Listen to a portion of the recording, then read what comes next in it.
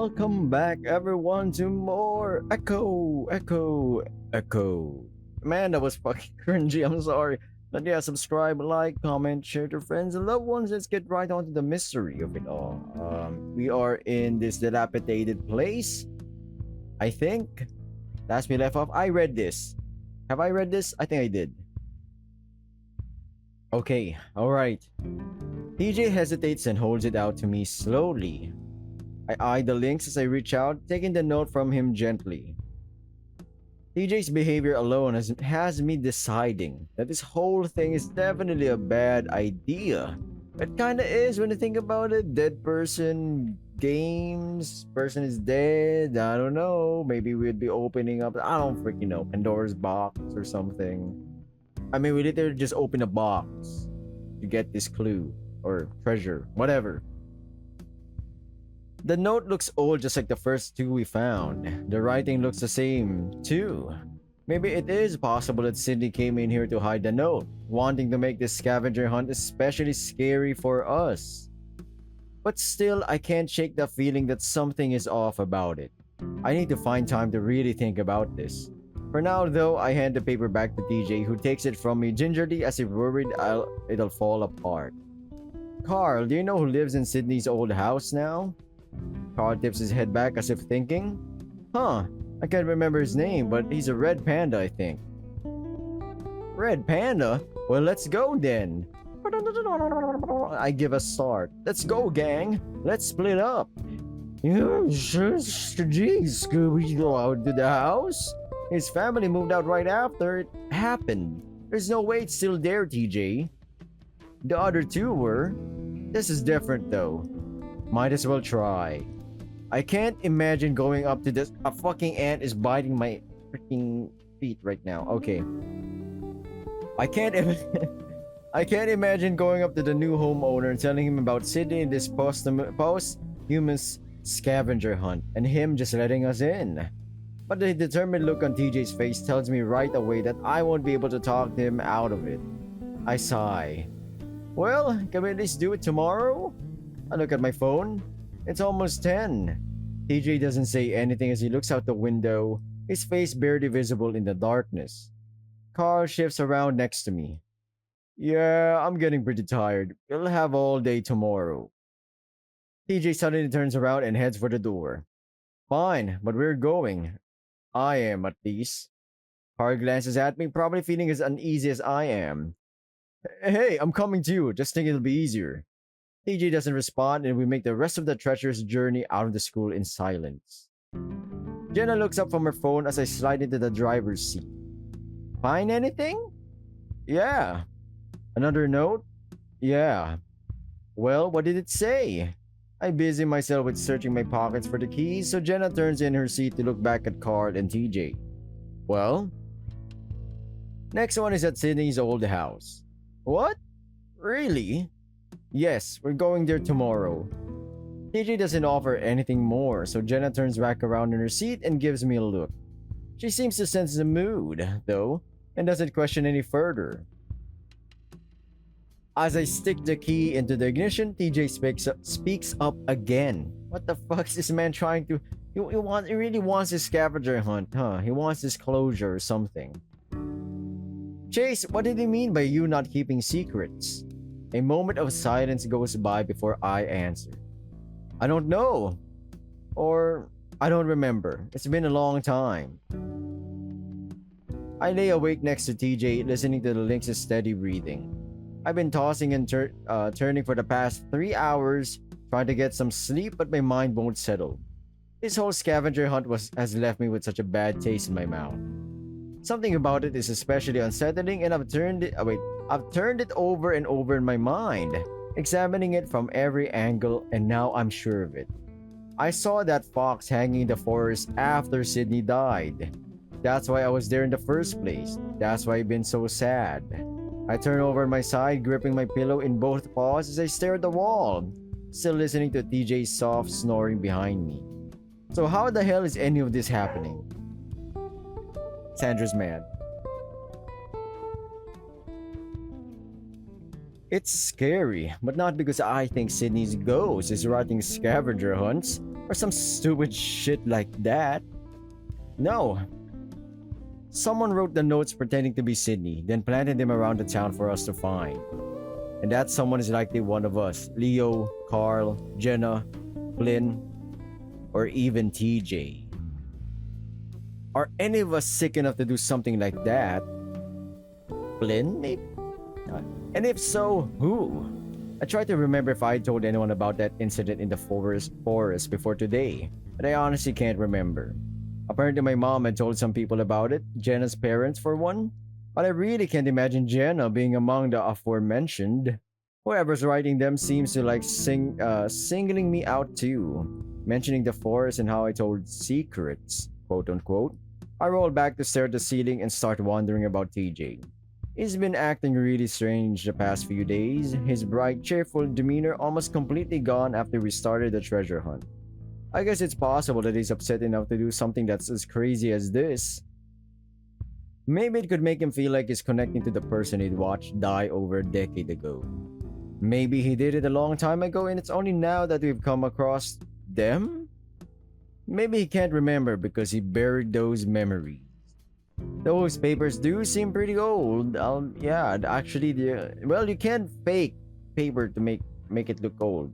You can use a little bit of coffee to make them a little brown, dry them a little, scrunch them over, the whole shebang. But I can't shake the feeling that this person has it out for me in some way. I think about how Carl was the one to find the first letter. But I almost immediately dismissed the idea that Carl might be involved. Some dickhead is revving their motorcycle outside my house, man. But I almost immediately dismissed the idea that Carl might be involved. He would have no reason to do it. Unless the only other person I can ever even imagine doing this is Flynn. He was the one most upset about Sydney's death aside from TJ. Sandra's barking again. I'm about to flip. Carl and Flynn seem to have grown pretty close over the past year or so. Could the two of them be involved somehow? The mystery deepens just as my... Okay, it's pretty suspicious that it would just show up in Carl's basement. I rolled back to my side, preferring to stare at the wall. I don't like suspecting my friends like this, but this whole thing is messed up on so many levels and I'm really worried about TJ. Depending on how this all ends, it could make things even worse for him. Considering how Flynn treated TJ at the river, I wouldn't be surprised if it's leading up to something terrible. And on top of all that, there's the insidious way that these rhymes refer to me. I decide that I'm going to have to do something after we find the next note, depending on what it says, or says. If we even find it at all. I'm hoping that we don't. Oh, yo, this is a suspicious fucking mystery right here. Who did it? If you go in, I'll give you $1. Huh?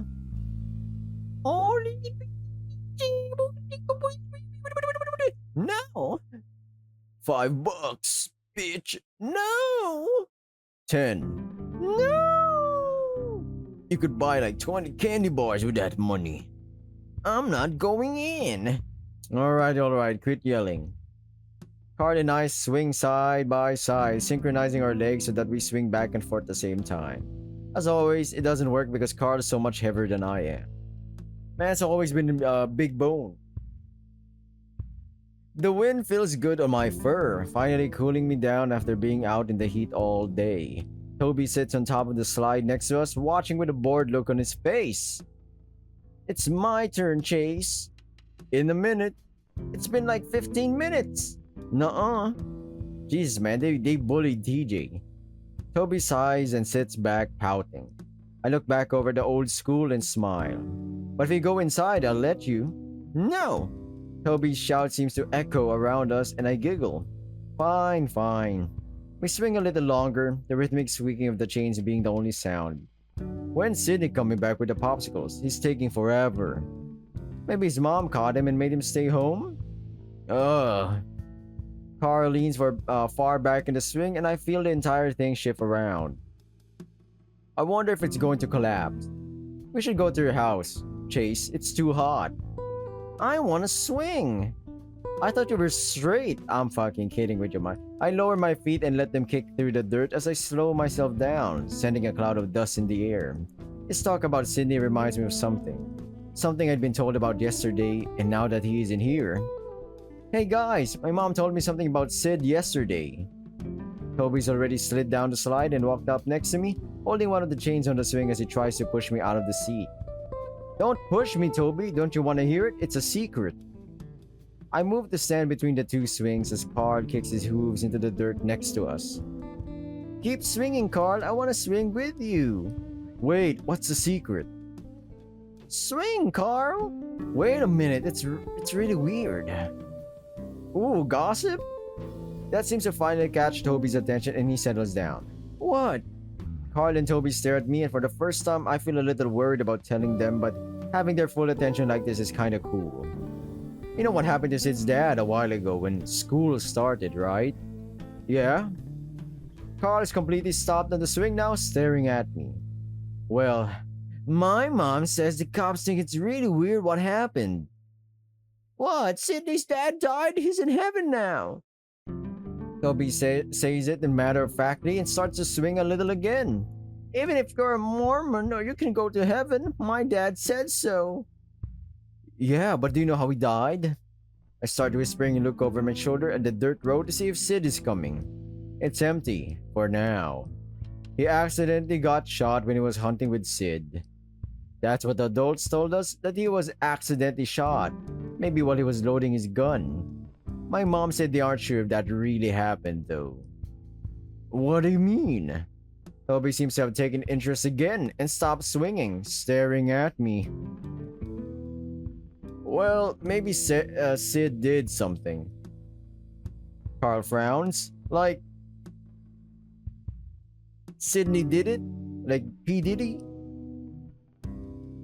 On God? Like, no, on right now? I mean, I don't know, but my mom said to be careful around him, just in case. Toby's eyes suddenly widen even more as he suddenly understands. Sydney killed his dad? Shh.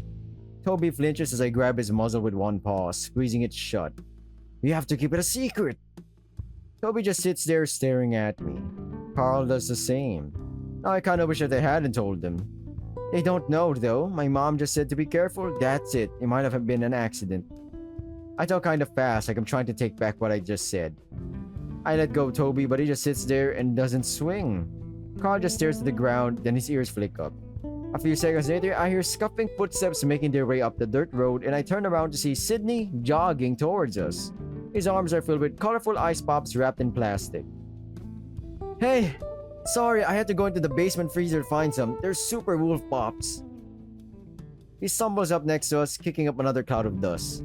He stands there for a second, breathing heavy, sweating through his thick fur. Grab one? The three of us reach out automatically and take one of our own. Mine is partially melted already, blue liquid pooling at one end of the plastic. Sydney frowns at us. What were you guys talking about? Nothing. Carl says it almost before Sydney can finish his sentence. Sydney glares. Yeah, right. What were you saying about me? Holy shit, how did... This kid is sharp, man. Sydney turns on me and I just shake my head, busying myself with opening the plastic. Then Sydney turns to Toby, his glare turning to a smirk. Alright, Tobias, you'd better tell me what you were talking about. I feel my stomach turn even as I open the package and turn it upside down to pour the sweet blue juice into my mouth. Tell me I'm gonna wrestle ya. Sydney goes at Toby with his paws up, baring his blunt claws. Toby eyes him for a moment, but once Sydney gets close, the lynx twists out of the way like only a cat can. Don't touch me! Toby hides behind Carl, and I, as Sydney turns to watch him, lowering his paws slowly.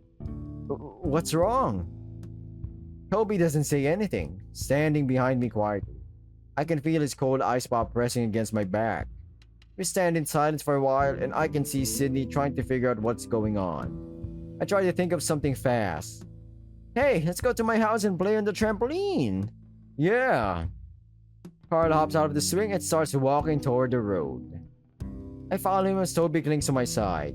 Sydney doesn't follow, and after a moment, I turn back to look at him. He's glaring at me. What? He goes on glaring before throwing his ice pop into the dirt and running past us. You guys suck! He runs up the road and back toward town, disappearing to the bright sunset. Oof. Well, there goes our friendship. It's Friday, Friday. TJ gets up early. I'm sorry. TJ gets up early in the morning and I fall in and out of sleep.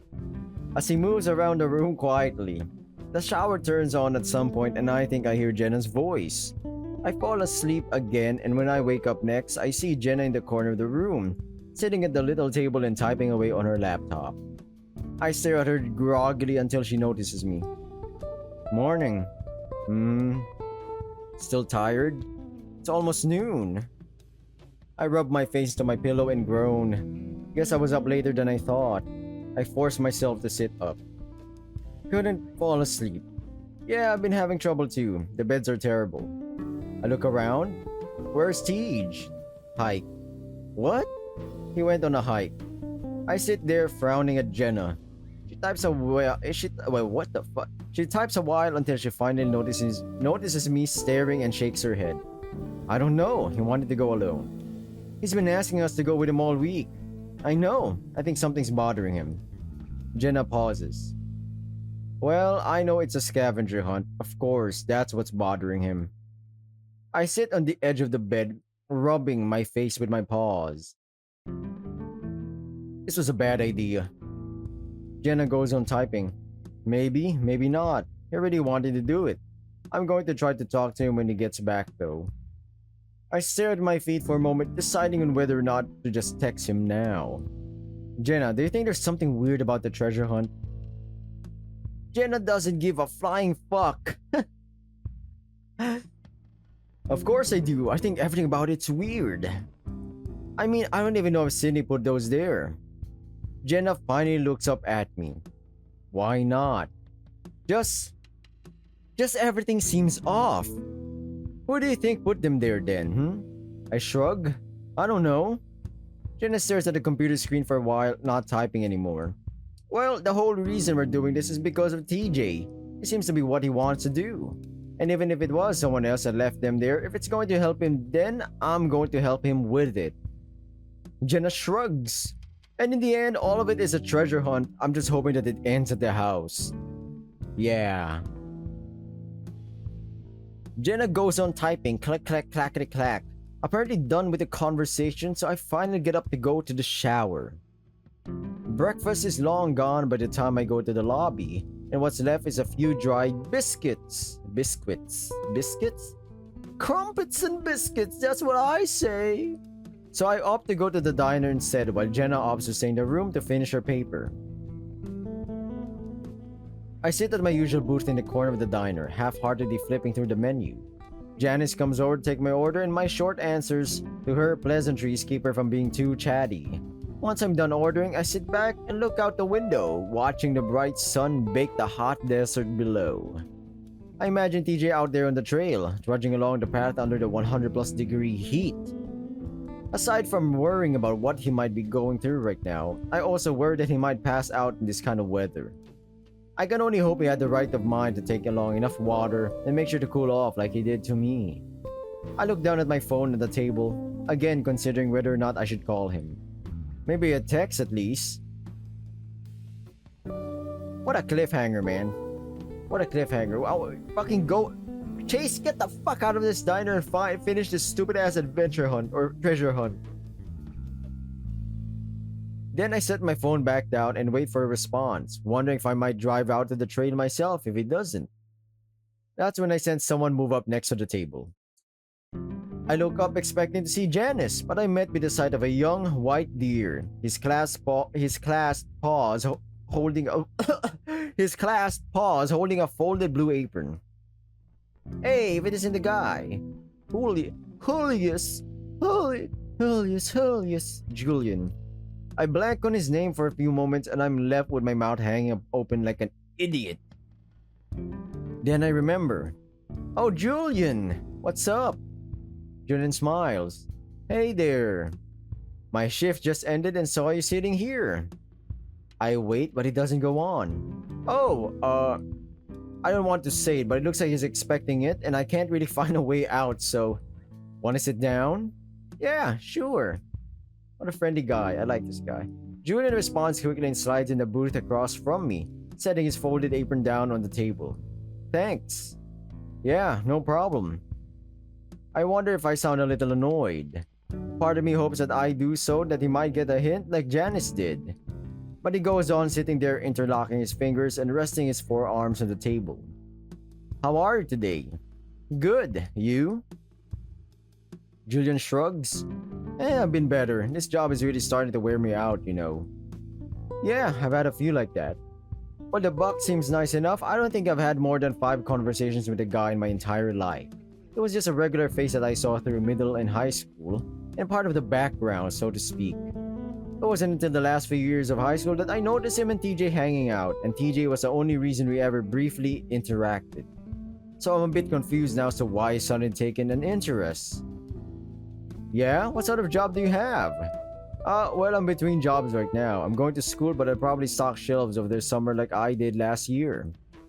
So that job wore you out? Well, no. But my fast food job did, the one I had in high school.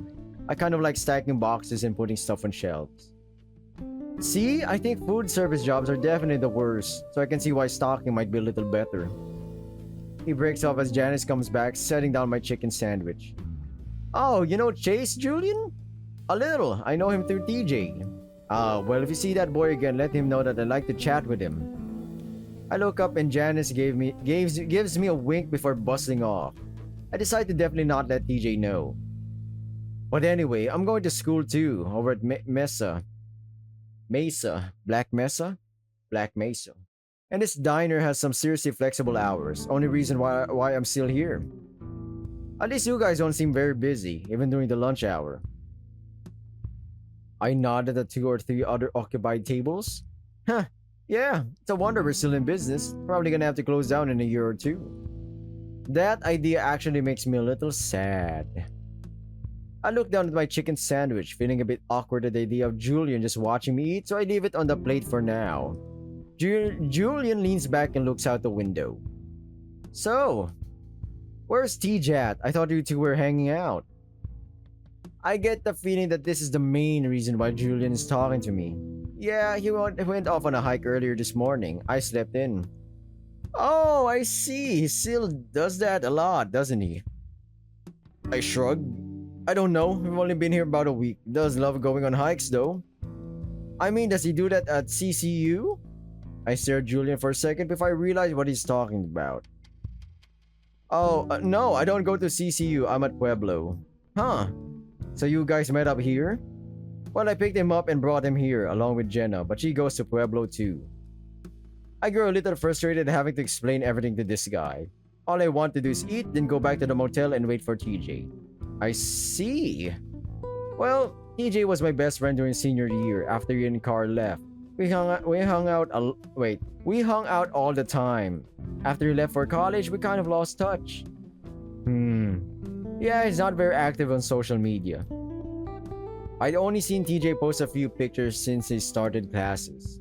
A few were of him on the college soccer team, and one was of him standing in a prayer circle along with an inspirational quote. But Julian revealing that he was TJ's best friend toward the end of high school cools my exasperation. I suppose he does have a reason to know what TJ might be up to. He was kind of depressed right after graduation, so I've been a little worried about him. Depressed? That surprises me. I've never known TJ to be depressed. Sure, he's been sad before, but not outright depressed as far. My man, he witnessed an event. A boy drowned. Maybe I don't know much about him after all. I thought it might have to do with graduation, but it went on all summer. Oh, but if you want to talk to him, I can definitely let him know. I gesture at my phone at the table. I also make a mental note to myself that I should talk to TJ too. About everything. Julian smiles. That would be great. Please do. I think he must have changed his number after leaving. Okay. I hesitate, then pick up the phone to type out the brief message. I just met Julian at the diner. He'd like to talk to you. Smiley face. TJ hasn't texted me back yet. How long have you known TJ?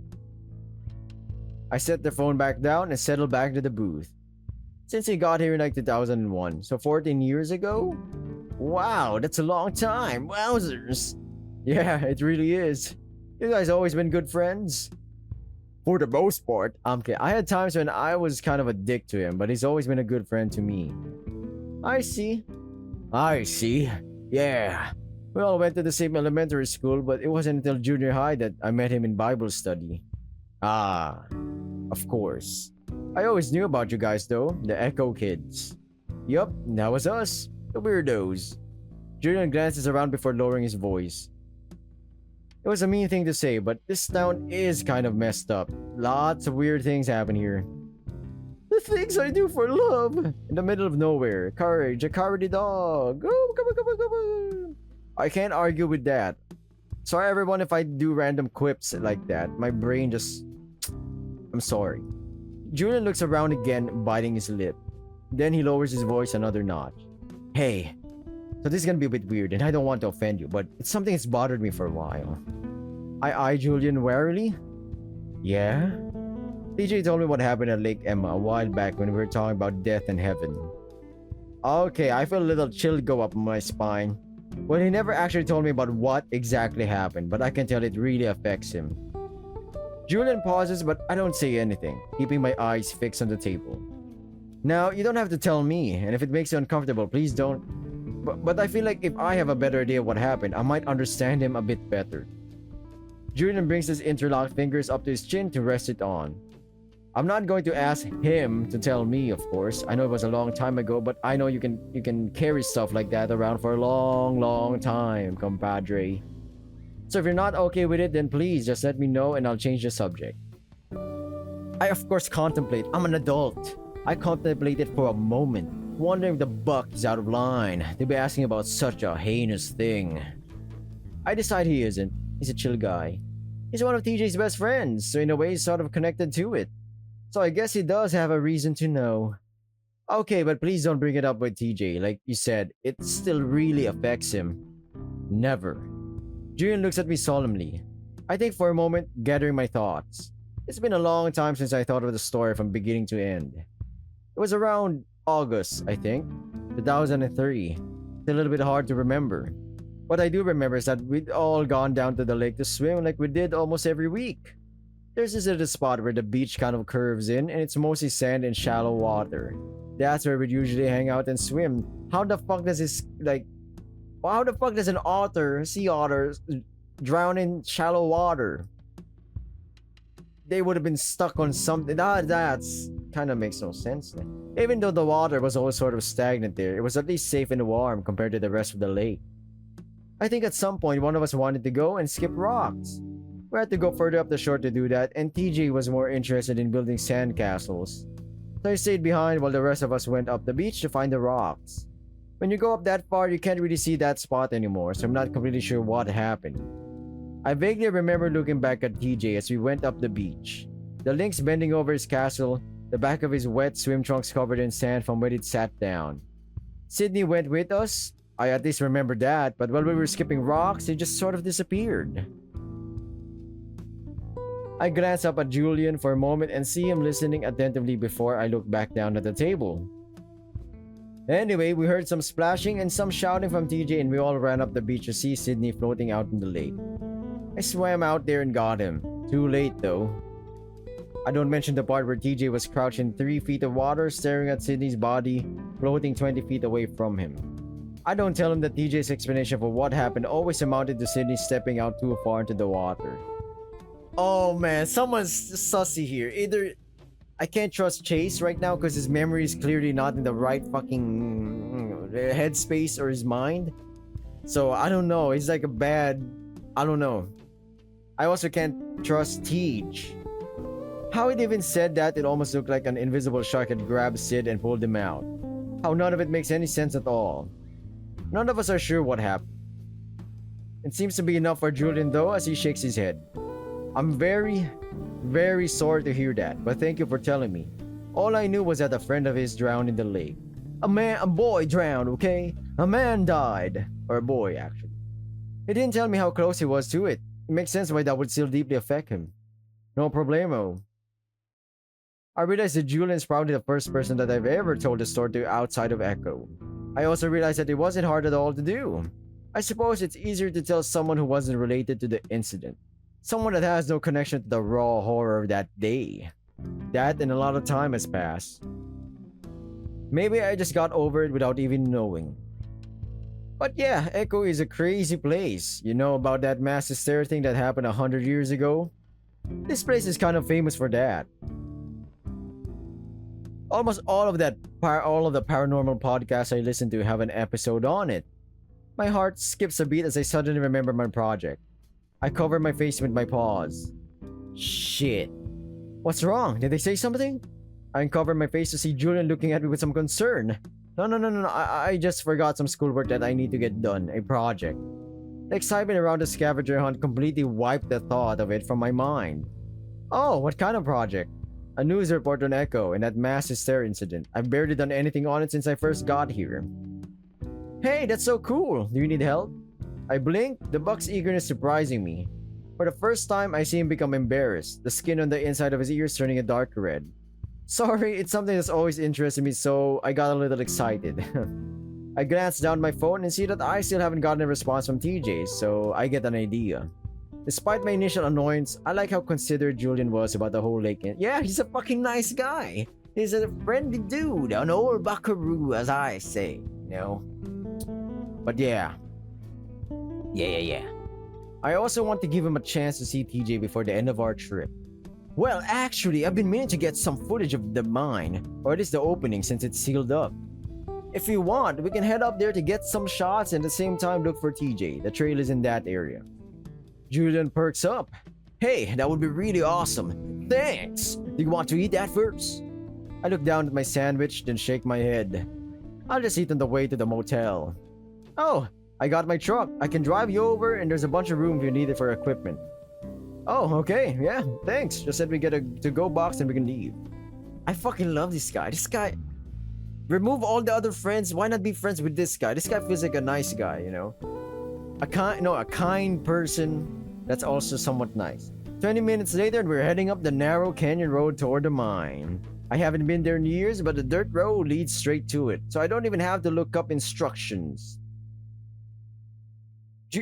Julian chats away while I eat my lukewarm Julian chats away while I eat my lukewarm sandwich out of a foam-to-go box. While there's an almost robotic quality to the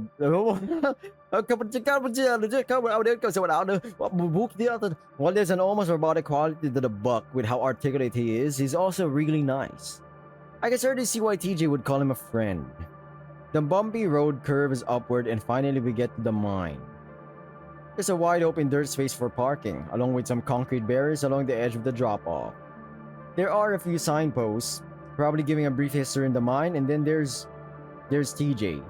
The Lynx is sitting at the opening of the mine, right at the entrance. He's leaning back against the rebar grid that sealed the entrance. What the? Julian stops talking and looks over at me, then in the direction I'm looking. Whoa, is that Tej?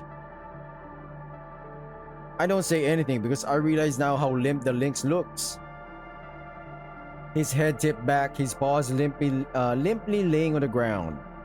I'm out of the truck before Julian can even park, my to-go box spilling out into the gravel as I jog towards TJ.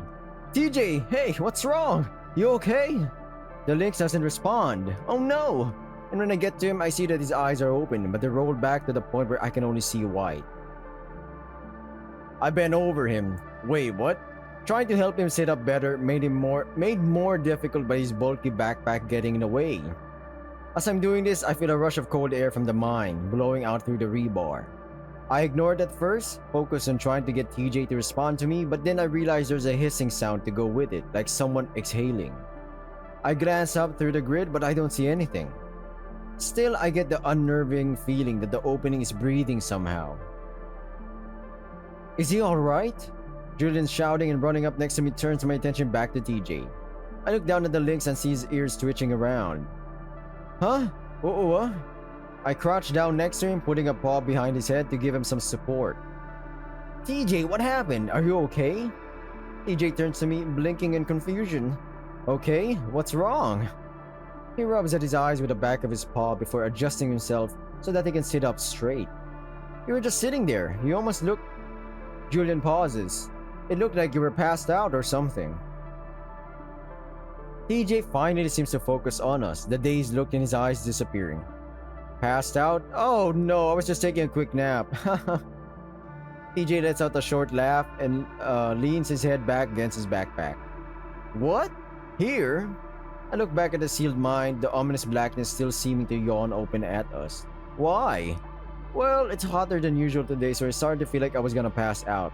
Thought that might be a bad sign, so I decided to rest once I got here. You came here on purpose. Yeah, I saw the canyon with you last time, so I decided to take a trip to the mine this time. TJ smiles lazily up at me as he continues to lounge against his backpack. Sorry, I was worried you...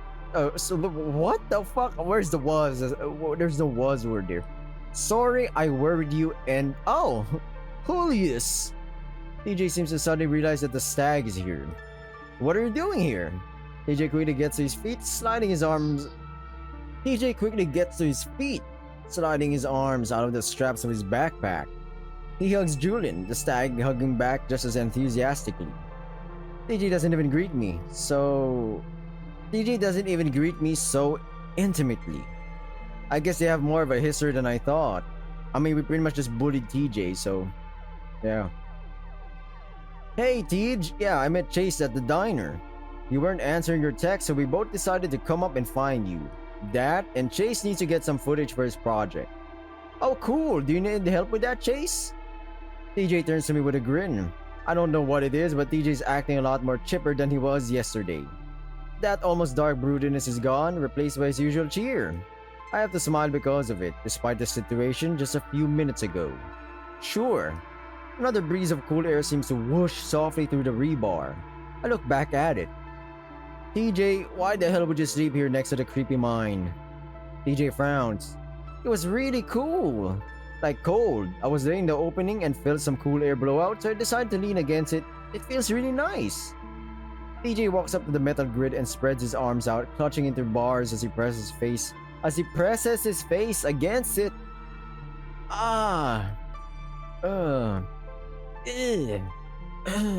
He leans his head back, pulling a face. Well, it smells really musty, but it feels good. I look back at the opening, the blackness inside sending chills up my spine. I think back to when a body was found in there over 100 years ago. Even though I know there aren't any dead bodies in there now, it still creeps me the fuck out. I try to hide my shudder as I turn away, looking back at the truck. Hey, so are we going to Sydney's old house now? Is that why you guys came to find me? TJ's trying to hide it, but I can hear the eagerness in his voice. I turn back to look at him, the Lynx now with his back to the mine pressed up against it. I want to tell him to move away from the opening, but I wouldn't be able to explain to him why. Well, let me get some filming done first. I can do the voiceover later, so it'll be quick. I hold back a wince as I realize how much time that's also going to take. My project is going to be shit at this point, can't avoid that. I just need to make it the least shit as I can. Just every college student, everyone who goes through high school and college, man. Yeah. Oh yeah, sorry. TJ laughs nervously, then looks away. Sorry, I'm just a little loopy from my nap. You guys really surprised me. It's okay, my man. I'm gonna go get my equipment real quick, alright? TJ nods at me and I jog off to the parked truck to grab my camera. So TJ might still be acting a little weird. But I'm just glad he seems happy again. I agree. Seeing him the way that he was last night was a little unnerving to say the least. I scoop up my camera bag from the bed of the truck and head back, slowing down to a walk as the heat is already starting to catch up with me. How TJ was able to go on a several-hour-long hike is absurd to me. It almost seems foolish, especially for someone like TJ who knows about how dangerous that can be. When I get back to the mine entrance, I see Julian and TJ sitting with their backs to either side of the opening, chatting with each other. They're eating granola bars and TJ holds one out to me as I approach. Thanks! Hey, TJ? Huh? TJ looks up at me innocently. If you go on a hike again, be sure to bring me next time, okay? I don't think you should be alone out here. Oh, yeah, sure. His ears droop a little, a small frown on his face. I just don't want you to get hurt, you know. It's really hot today. It would have been really terrible if you'd passed out alone. Yeah, sorry. I drop my bag gently on the ground before leaning back against the wall next to the Lynx. It's all good, babe. I just want to make sure you're okay. Yeah, thanks. I just didn't want to wake you up this morning. Well, Jenna offered to go with you, didn't she? TJ sighs quietly. Uh-oh, someone got caught. Looking away into the mine. Yeah, but I can tell you guys don't want to go. I just don't want to ruin this trip for you more than I already have. What? TJ, what are you talking about? TJ goes quiet, then just shrugs his shoulders. Maybe he isn't back to his old self after all. I wouldn't mind going with you, TJ. I love hiking. Julian smiles gently at the Lynx. For some reason, I feel a tiny tug of annoyance in my chest. Man's getting fucking jelly. It's stupid. It's stupid, but I was the one who offered first, and I'm the one that took TJ out the first time.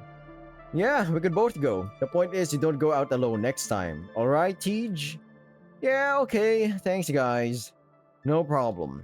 A short silence. Awkward silence stretches out between the three of us before Julian speaks up again. So we were just talking about our old Bible study group. Ugh. TJ leans his head back against a wall, rolling his eyes. It's an expression I don't see from him very often. What about it?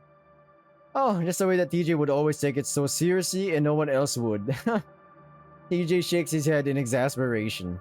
Yeah, I never had any control in that club. Oh really? Were you in charge?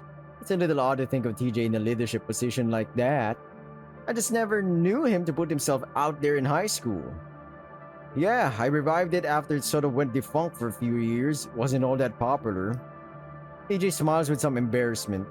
Yeah, we had like 3 other members, not including you or me. Yeah, then one dropped out after like 2 meetings. Julian clicks his tongue. What a godless school we went to. Hey, you know I'm kidding, mostly. But I did want atheists to join too, as long as they weren't disruptive. I just wanted to show everyone what a nice experience it could be, even if you didn't believe. I very vaguely remember TJ inviting me to the club and me saying that I'd think about it. I never went, of course. Wasn't all that spiritual in the end, though. Yeah, mostly we just talked and brought snacks. It took TJ a while to realize no one wanted another Sunday school session at actual school. Yup, hours of planning out the window. It was still a great time. I think the 4 of us were happier for it.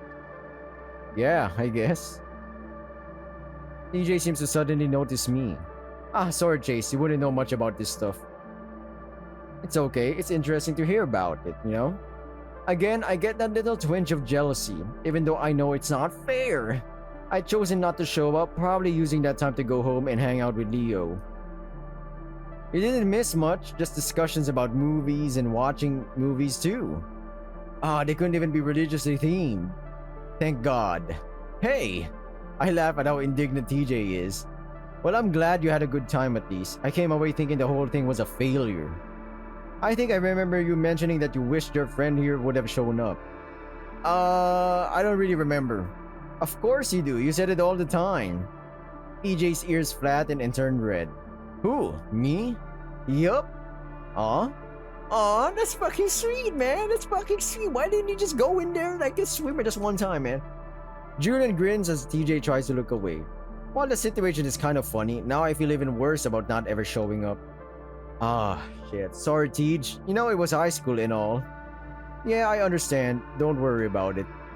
So, did you start another club at your new school? TJ smirks. He did. It's a Christian school, so there's like 50 clubs about religion. Oh, are you a member of any of them? A few. Which ones? A singles club. Singles? As in finding a date? Sure. He looks away again. It's hilarious how bashful he is about this stuff. He's in college. All of this should be natural to talk about, but not with TJ. You meet anyone? Hey, Chase, don't you have to film some stuff? Oops! Oopsie! He looks back at me with a frown. Whoa, just asking. Julian chuckles quietly. I bend down and start pulling out my equipment, deciding that a few long shots with a tripod should be enough.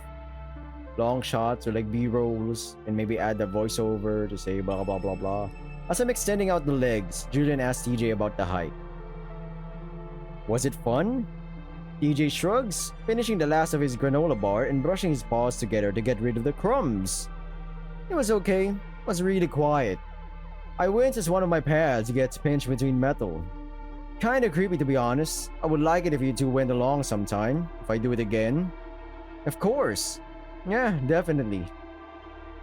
Over the next 20 minutes, I set up the camera in 3 different spots, getting about 1 minute of film for each. TJ and Julian sit in the truck while I do, and whenever I glance at them, they seem to be animatedly chatting and laughing. Once I'm done, I sigh and quickly snap the legs back down to the bag along with camera. I see my to-go box in the dirt and consider picking it up, but I don't. I drop the bag into the truck again before hopping to the passenger seat, leaving TJ to sit between the two of us. They go quiet as we start pulling out in the dirt road. That's awkward. What were you guys talking about? Not much, just about high school. TJ nods. Again, I'm starting to feel a little left out between these two, kind of like a third wheel. So, what's the plan now? Well, we thought we'd go up to the house now after we pick up Jenna and Carl. Alright. We drive in silence a little while, and for some reason I start to wish that I was sitting in the middle. The way Julian keeps turning the wheel forces his elbow to brush up against TJ's side, and I force myself to look away, wondering what the fuck I'm thinking. Yeah, I was like, Chase, what are you thinking, my man? I'm treating TJ like it's something that belongs to me. We've only hung out recently over the course of this week. I was about to say as well, this guy's fucking demented right now. I'd barely talked to him the past 2 years. I force myself to look ahead, out the windshield. Then TJ's phone buzzes and my eyes naturally go to the screen as the link whips it out. I see the name Flynn, then the message underneath it. I only have time to say a few words. You know, his fucking tell me. TJ jerks his phone back down and I look away just as I feel the Lynx's eyes on my face. I wonder if he saw me looking. I'm sure he did. That doesn't really matter though, because now I'm wondering what the fuck Flynn thinks he's doing. They've been staying away from each other the past few days obviously, but I guess Flynn found another way to get to TJ. What the F does he think he's doing, my man? I feel myself getting angry. I don't exactly know what the lizard is saying to TJ, but judging by what I saw, it's definitely not good. He's my man. Fucking Chase is going bananas with TJ. Even though the man is clearly straight, he's religious. If he won't tell me, then If he won't tell me, then I let Leo know. He'll do something about it. We all walk up to the sidewalk to the old ranch-style house. It's been a long time since I've seen this place. Even longer since I've walked on this path. Sydney's house is up the gravel road behind the forest. It's a bit of an odd spot, secluded from the rest of the town. It was all the better for us, I guess. It's nice not to be reminded of what happened. Guys, I don't know about this. You think he's just gonna let us in? What else can we do? Maybe Sydney didn't mean his room. Where else would he sleep? I don't know. I mean, he'd nap in random places if I remember right. Like he slept on my couch even. Stop it, Chase. You know that's not what he meant. Jesus, man, TJ is getting... Well, who knows? I do. I know where it is. The dark edge to TJ's voice is creeping in again. I suppose there's no harm in asking. You can't deny that it's a little weird for 5 young adults to just show up on your doorstep asking to be let in. We don't have much of a choice though, do we? TJ's walking ahead of all of us, marching up the concrete steps without hesitation, or immediately ringing the bell. Whoa, wait, we didn't even think of what we're going to say. I already know what I'm going to say. Damn. This man's standing on business. We stand there in stunned silence for a bit, and I look around at the others. Carl looks completely uncomfortable, almost nauseous. His paws shoved deep into his pockets as he stares hard at the ground. Jenna is staring at TJ, her brow furrowed, clearly worried. Wait, brown? Oh wait, that's supposed to be brow. Julius just stands there as if the situation doesn't bother him at all. The door finally opens, revealing a young red panda, not much older than ourselves. He blinks at us, then fixes a smile on his face. Hello? Can I help you? I see TJ's ears flatten down for a moment, his originally tough resolve clearly faltering. Hello? The red panda stares down at TJ for a moment, waiting expectantly. I don't recognize him, and I'm sure I would have seen him around town if he'd moved in after Sydney's parents moved out. Must have been sometime recently, a few years ago. I decided then that I should step in to let TJ try and gather his wits. Hi, I'm Chase. This is TJ and Carl, Jenna, and Julian. I point to everyone, feeling my cheeks grow hot. Hi, everyone. I'm Inji. Another moment of awkward silence before I try. Yeah, it's fucking weird when you think about it. Who are you, random people? Why do you want to check my house? Why should I even let you in? What, you might fucking rob me? There's 5 of you. How the hell do you bring up wanting to search someone's house because it belonged to your dead friend? As I'm trying to figure out that out, TJ speaks up again. Our friend used to live here. Our friend used to live here. About 12 years ago? Oh, really? The panda seems to think. Are you talking about Cindy or something? Sydney, yeah, he was our friend. Oh, sorry, I couldn't remember the name. I think his aunt told me about what happened. Yes, and he left something behind for us in his room. Is it alright if we come in and look for it? Inji's original inquisitive look is replaced by one of confusion and definitely a little bit of suspicion. Oh, all of you? I noticed Carl still staring down hard at the floor, his paws twisting in his pockets. If that's alright with you. Inji stares at us all for a good 10 seconds, causing even me to glance down at the floor, realizing how fucking stupid all of this is. Finally, he starts to step back, closing the door a little bit as he does. I'm sorry, but I don't think that's a good idea. Wait! Wait a minute. TJ steps forward, his fur bristling. The panda jumps a little, closing the door further until it's at the point where I can only see one of his eyes. Sorry, it's just maybe I could come in and the rest of my friends can wait outside. This will be really quick. I know exactly where to look. The panda's one eye looks back at us. TJ turns around and makes a shooing gesture with both paws. There's a pause, then we stumble back a little, down the steps into the sidewalk. My face burns again in embarrassment, realizing what a bunch of crazy people we look like right now. I look back and see TJ standing alone on the porch. Looking back at the panda, his paws clasped together. Again, what feels like a very long silence seems to drag on until Inji opens the door slightly. You know what? Why don't you just tell me where it is and I'll have a look? Actually, we could have just done that. Yeah. TJ seems surprised as if only now considering that idea. You fucking dipshits! It's the room on the left down that hallway. TJ points at the door at an angle. In the closet in the back corner, it might be in a box. Angel's facial expression mirrors mine as I frown. A box in a closet sitting there for over a decade. Alright, I'll have a look, Buster. Angie disappears behind the door and I hear a deadbolt slide into place. We stand there in silence for a while before Carl breaks it. Dude, he's calling the police. No, he's not. We look like a bunch of crazy people. We should leave. Not until I'd call the cops as well. 5 random youngsters want to go inside my house and search something? Come on. Typical robbery 101. I know this old trick. I think I'm gonna be sick. I think it's technically okay unless he tells us to leave. He did say he's going to look for it. No harm in just waiting for his answer. I see Carl scuff his hooves against the pavement, looking around nervously. I wonder if he's had too much weed or something. Why do you think it's in the closet? He used a shoebox in there as a spot for his treasure hunts before. You remember? I vaguely do, now that he mentions it, but I'm surprised TJ does. He was even younger. Nah, I think Chase's memory... something happened with Chase, man. I don't know what, but he's been fucking daydreaming and crazy nightmares, whatever. Then the door opens and Inji comes back out. His facial expression is completely different now. It's one of amazement and disbelief, but it is what it is, you know? It is pause that catches my attention. It's a teal-colored shoebox, old and worn and torn through the corners. My mouth drops, watering. I'm kidding. Inji stands there for a moment holding the box out.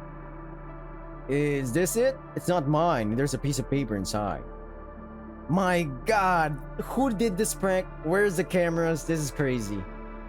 It was in the spot that you said. I've never seen that before. Either someone broke in his fucking house one time and put that shit in, or a ghost did it. I feel my stomach twist, more dismayed than anything that they found something. Do you not use that closet?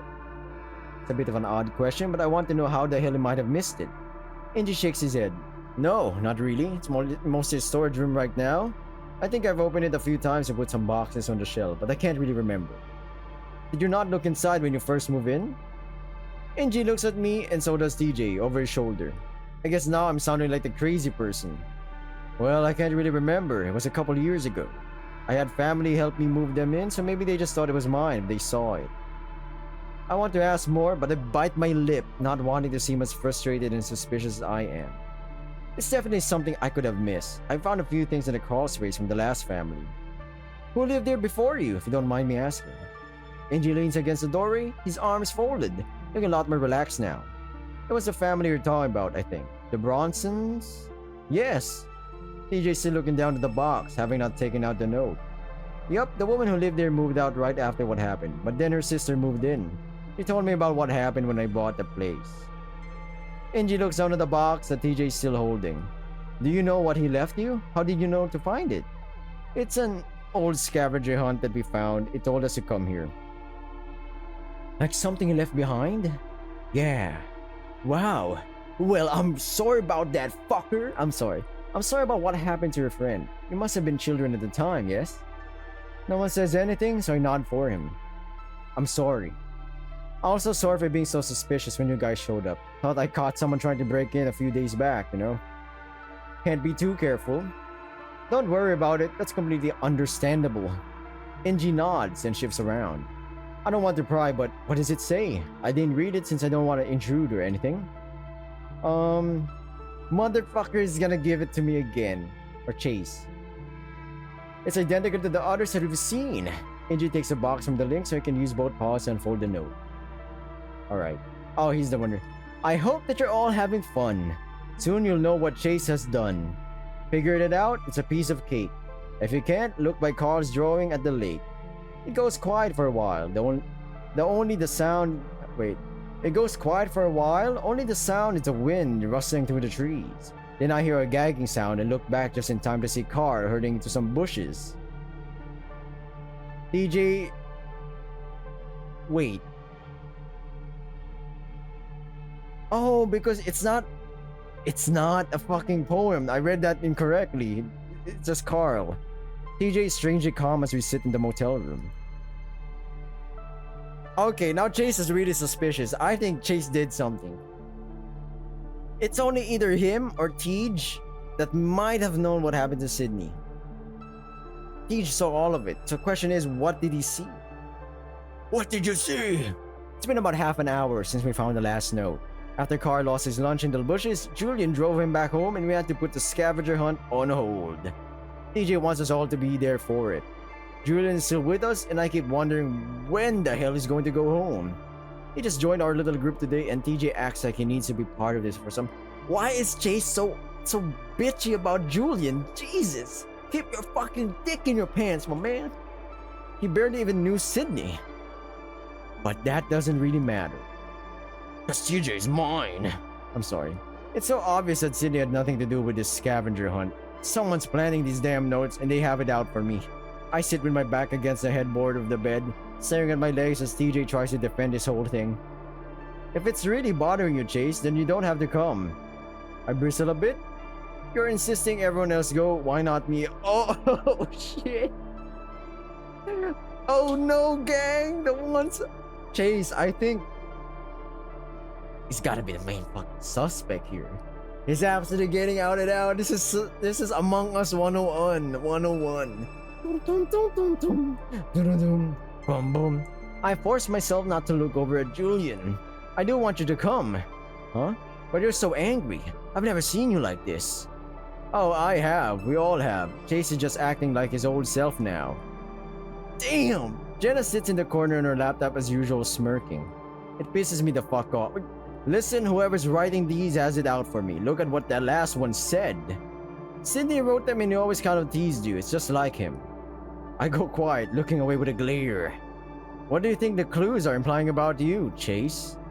Uh-oh. Oh shit, man, it's getting out.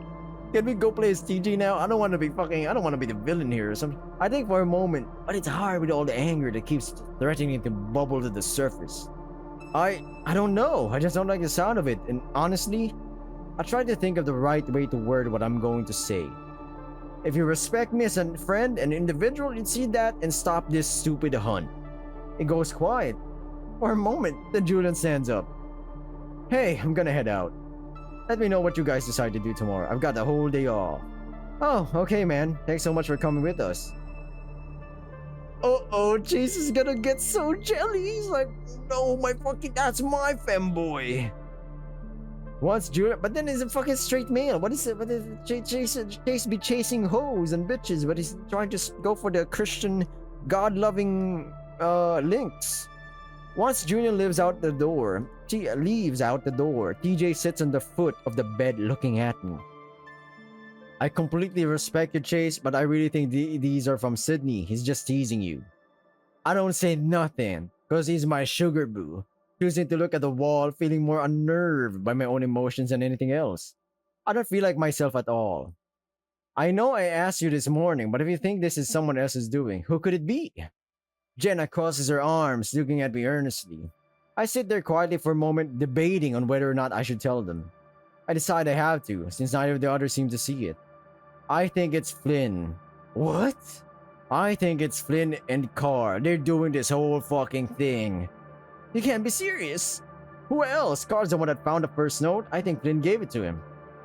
The looks on Jenna and TJ's face makes me look away again. Am I going crazy?